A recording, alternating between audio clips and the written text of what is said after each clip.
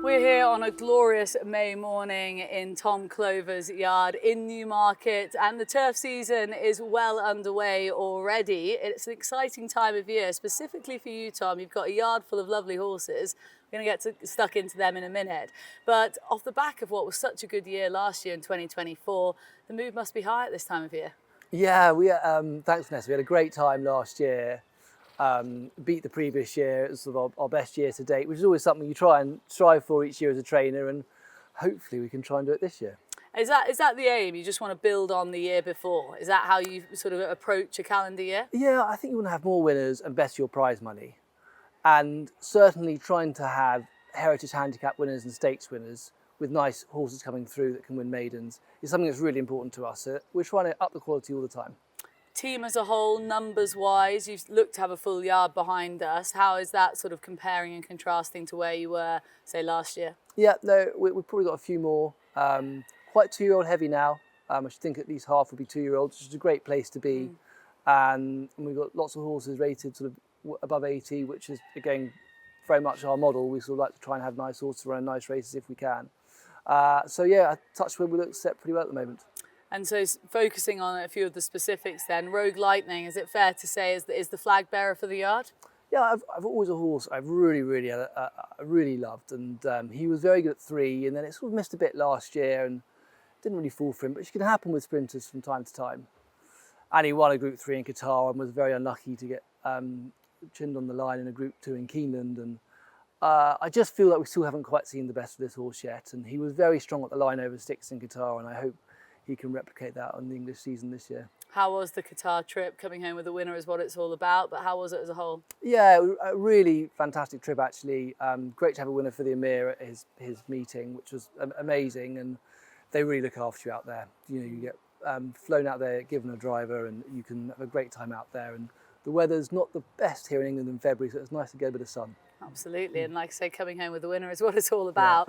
Yeah. What is the plan then for Rogue Lightning this season? How are you mapping out his campaign? So he's back from America, and we might well have a look at the July Cup for him. I think the even 6 day where they go hard, where he can come through horses, should really suit. So it's a loose plan, but we're sort of aiming towards that at the moment. And you've already told us that would be a race you'd love to win on home turf, essentially, in Newmarket. I always feel like the Newmarket trainers bang on about the July Cup. It's a real thing that sort of they aspire to. I just think the July course, you know, if you want to take anyone racing from around the world and you take them to the July course, it's a very special place, I think. Very English. I love watching the racing there. It's a great place to be. I think owners love it. And it's just winning at home is sort of how you can best describe it, I think. And certainly as a young assistant working for David Simcock, winning the July Cup with Dream Ahead was a very special memory for me. So would love to one day try and replicate it. A few other horses to mention. We should give 50 Nifty a mention. What's his season plan? Yeah, so been a very progressive horse, and he's sort of disappointed a bit last time. I think he just got his tongue over the bit. And so choking half when he was running, and so yeah, he disappointed last time, but he was very progressive up until then and very unlucky at the Craven meeting. So he'll have a quiet couple of weeks and we'll build him back up from there, but he's a horse we really like, and I still hope he can be progressive for the year ahead. And Surrey Shadow?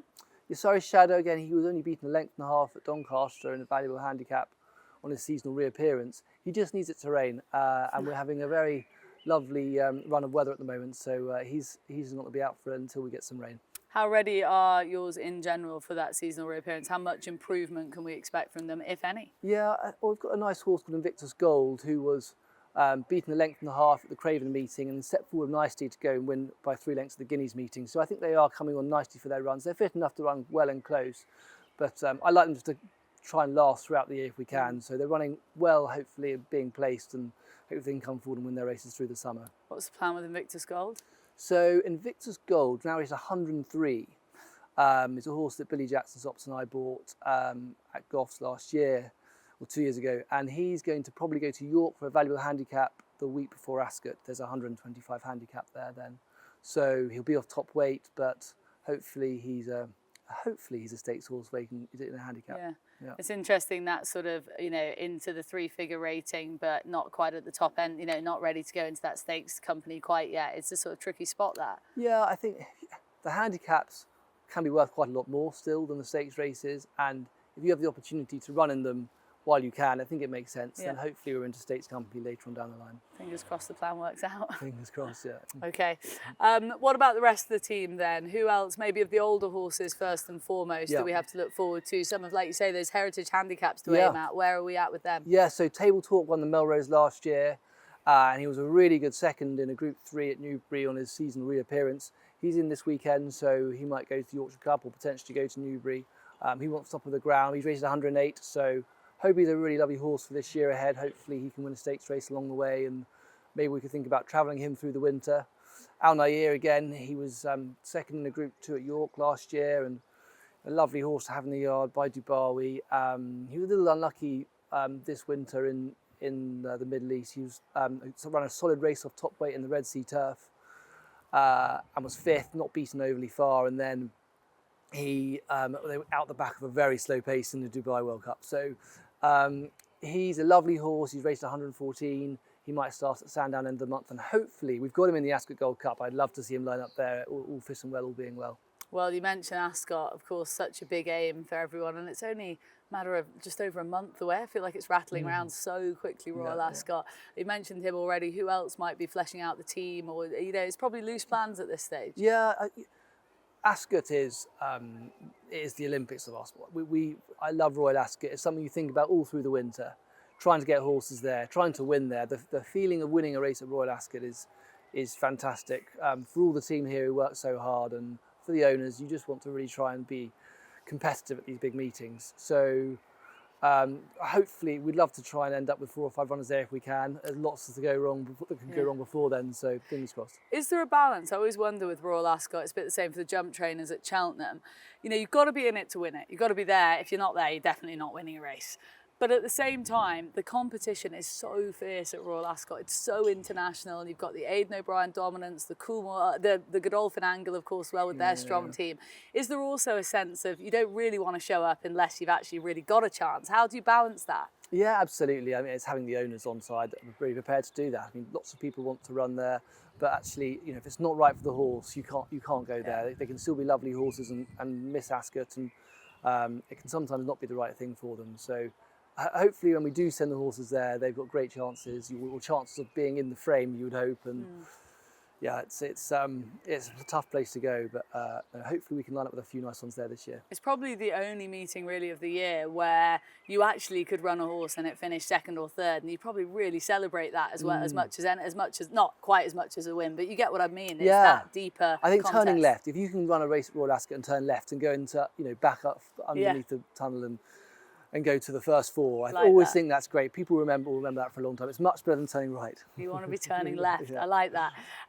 What about the 2-year-old squad then? How is that sort of looking now at this stage of the season? I think you said 20-ish 2-year-olds at the moment? Yeah, maybe more towards 30 perhaps. Okay. And we've just picked up 6 or 7 maybe a few more at the Breeze Up. So that's been successful for us shopping at the Breeze Ups. We Touchwood had a bit of luck from the Breeze Ups. Road Lightning was a Breeze Up buy, and we've got his brother actually, 60G's baby, who's won a novice under a penalty, was a Breeze Up buy.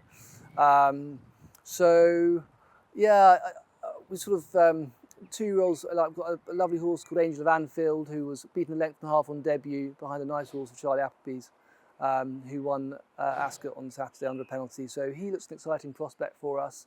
And then really, we don't have that many sort of 5 furlong sharp types. They're more sort of hopefully going to be sort of 6-7 milers, and then on to be nice middle distance horses next year. But Amuni's a nice filly that sort of comes to mind by Zarak, like her. And we've got some lovely fillies sort of hopefully get out in the next sort of 5, 6, 7 weeks, I hope.